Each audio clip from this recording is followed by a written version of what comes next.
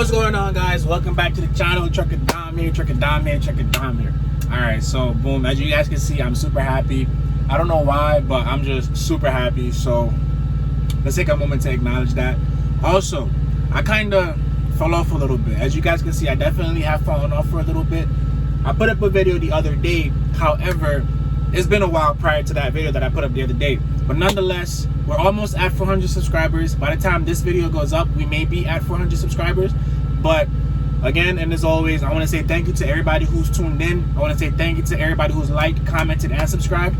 I want to say thank you for the positive comments. I also want to say thank you for the negative comments. I want to say thank you for all of the feedback. The reason why is because without feedback, there's no growth. If there's no growth, there's no improvement. So you don't know if you're doing well or if you're doing poorly. But nonetheless, guys, today's topic is driver safety for four-wheel drivers. Four-wheel drivers are known as car drivers. So sedan drivers, limousine drivers, bus drivers in some cases, and regular all-day, everyday drivers, all right? So something that I see a lot. And when I say a lot, I mean a lot. A lot of drivers tend to act very erratically when they're driving in construction zones, when they see police cars, and also when they see accidents. The problem with that is 9 times out of 10, a truck driver, they're looking ahead. They're looking down the road, they're being proactive as they're driving. However, most other drivers are not. So whenever they encounter these issues, they don't see it until the last second. And you know, me being a truck driver, I have my following distance behind the car that's in front of me to make sure that if I have to step on my brakes abruptly, which I hope that I never have to do, I want to make sure that the space that I have between my vehicle and the vehicle in front of me, I can stop within that space. That space is called following distance, or a space cushion. The reason why we have that space is, again, to avoid hitting the motorist, the other motorist. And with commercial vehicles, trucks and buses, and other larger vehicles, box trucks and school buses, and tractor trailers like the one that I drive, it's very important to have that. Without that, if you stop short and I don't have that space, I'm gonna go right into you. If I go right into you, we're not even gonna get into that. But that's something that we definitely want to avoid on the road, because accidents, or well, collisions and crashes rather, nobody wants to be involved in one of those. For one, you have a damaged vehicle. 2, my load is now delayed. And 3, if there are injuries or fatalities, nobody wants to deal with that. So again, the topic of this video is driver safety and driver etiquette. So that way, whenever you guys who are not commercial vehicle operators, or more so specifically truck drivers, whenever you guys get around the truck, I can't speak, guys, I'm sorry. Now that whenever you get around the truck, you now have more knowledge to know how to safely get around the truck, as well as not being a hazard to that truck driver, okay? Because again, these trucks without permits can weigh up to 80,000 pounds. Once they exceed 80,000 pounds, a permit is needed. So check it out. When I was driving buses, in particular transit buses, these buses, I was taught by a team of professional drivers who've been driving for buses a lot longer than I have been. And the algorithm that they used was referred to as triple LC. So triple LC simply means triple L and the letter C. So the first analogy was look ahead. The second analogy was look around. The third analogy was leave room. Not analogy, but letter rather. And then the last one was communicate. As truck drivers and commercial vehicle operators, we have various ways to communicate. For one, we have CB radios. Yeah, Trucker Dom got a CB radio. You know what I mean? If you see me, holla at me, Trucker Dom, you know the vibes. 602-511 on the Prime Fleet. I'm everywhere, all over, everywhere. Holla at me if you see me. Cool, I'ma holla back. All right. The CB radio is one form of communication. The horn is another form of communication. We also have the city horn as well as the air horn. When I see the kids, I pull it. All right. Lights are another form of communication. All right. Whenever you see trucks that are traveling down the interstate and you see lights are flashing on the trucks, and like you're just driving your car down the road like normal and you don't know what's going on, truck drivers are communicating, because ironically, the CB radio is not as popular as it used to be back in the day when other truck drivers were in their prime, you know? Get it? In their prime, because you know I drive for Prime. You didn't get it. All right, you got it. I think you got it. Anyway, that's how we communicate. So check it out. Whenever you see our headlights on and they flash like this, it may show, it may not show, but if they flash like that, that means that we're telling you or the other truck in front of us or the other vehicle around us to get in front of us. All right? Sometimes when they high beam, it means the same thing as that.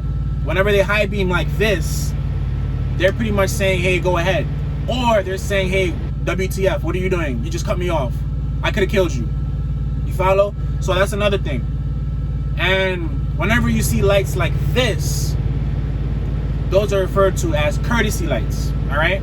Our courtesy lights are the lights that we use. They blink all around the truck. So you'll see our marker lights on top blinking. You'll see our tail lights in the back blinking if you're behind us. And if you're in front of us and you see our marker, our clearance lights in the front, they'll blink as well. That's us saying thank you to another truck driver, another commercial vehicle driver, or another motorist for allowing us to either get over safely, get in front of them, or that's also us just alerting them that we're slowing down, that we're going to a speed where it's possibly not safe. For those of you guys who are senior drivers, if I'm wrong, feel free to correct me. I'm 100% okay with it. You may teach me something. All right? Four-way flashers. Just like in a regular car, four-way flashers are indicated whenever there's a hazard on the road. They're indicated whenever we are the hazard on the road, whether we're going slower than you, whether we're going faster than you, whether a half a mile down the road or 2 miles up the road, traffic is coming to a stop. We'll put on our four-way flashers so we can warn you guys, so that way you guys know that we're slowing down. And also, that's another form of communication. So look ahead, look around, leave room, make sure. That's the 5 keys. Communicate. So I'm gonna look ahead to make sure that I'm safe to proceed. I'm gonna look around so that in the event that I need to like abort mission real quick, I could get over on the left or the right. And I'm gonna leave room so that in the event that I need to slow down abruptly, I can slow down safely without hitting you or shifting my load.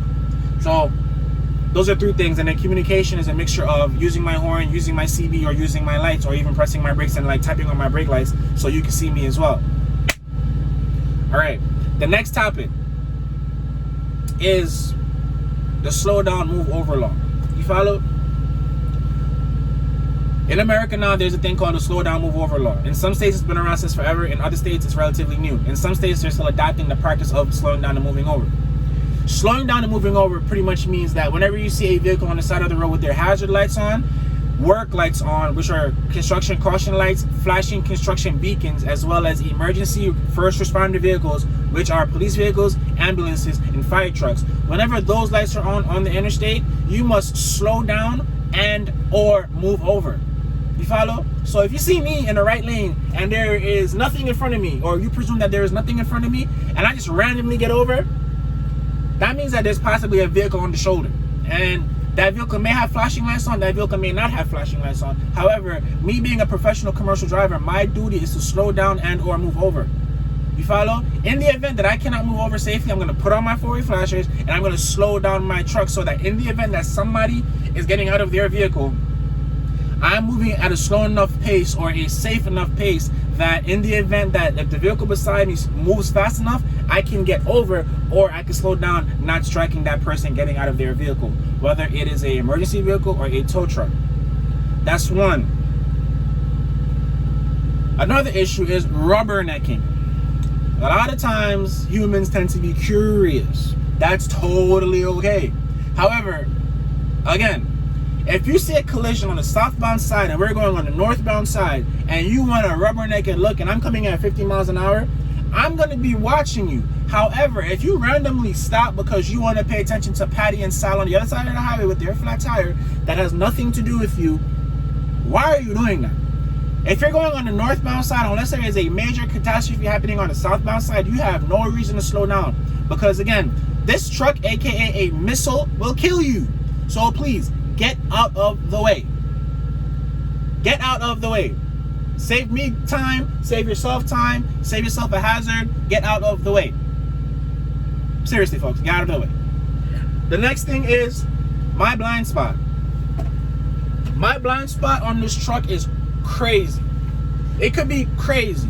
However, due to modern engineering and the brilliance of people at Freightliner, they have somewhat alleviated this problem. So check it out.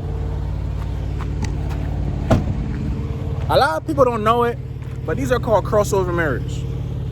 Crossover mirrors. You follow? Back in the days, a lot of trucks didn't have these mirrors. Look what that's the view from the crossover mirror. You follow? So looking back, this area right here would be known as a blind spot on a tractor trailer. You follow? Without this mirror over here, the crossover mirror over here, I wouldn't be able to see you, or the person driving the truck would not be able to see you. You follow? So that mirror helps. Whenever you're in this spot and you're just like coasting along, you're risking your life. So I recommend that you get out of that spot. So the crossover mirror up front in conjunction with these mirrors right here allow me to see you at all times. Whenever you're driving your vehicle, don't stay here in this area of the truck. You are a hazard. Also, guys, don't stay here in this area of the truck either. You're also a hazard.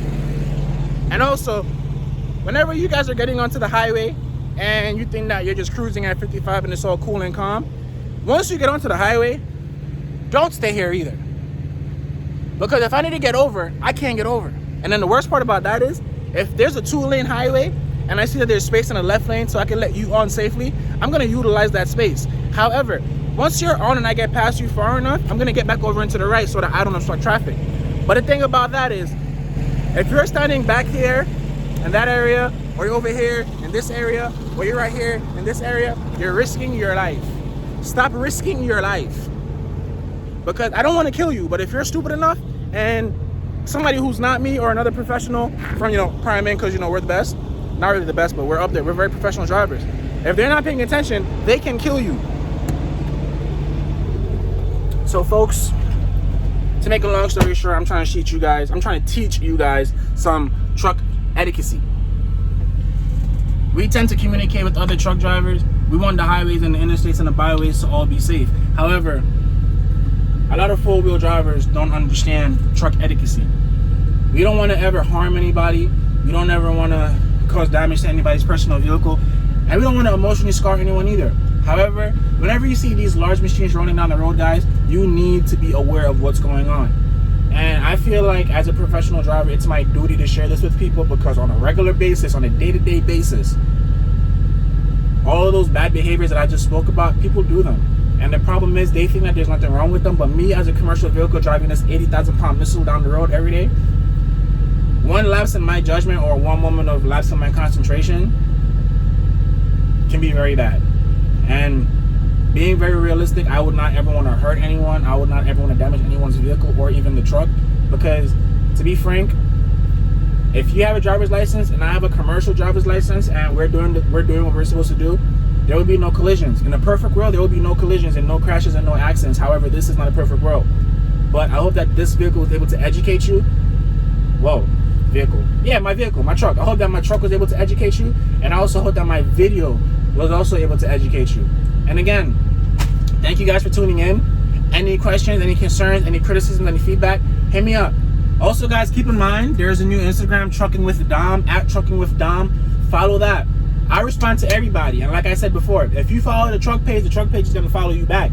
So being very honest and being very truthful, reach out, talk to me. I have content to put up. I have a ton of topics to talk about, and if there's anything in particular you want me to talk about, let me know. I would love to get feedback. I would love to help out wherever I can. If you have any questions about your trucks, hit me up. If you have any questions about coming to Prime, hit me up. If you have any questions about CDL training, hit me up. I'm here. I'm a resource. I'm a tool. I'm a professional. So in any way that I can help, please do let me know, and I would love to help. Thank you for Trucking with Dom.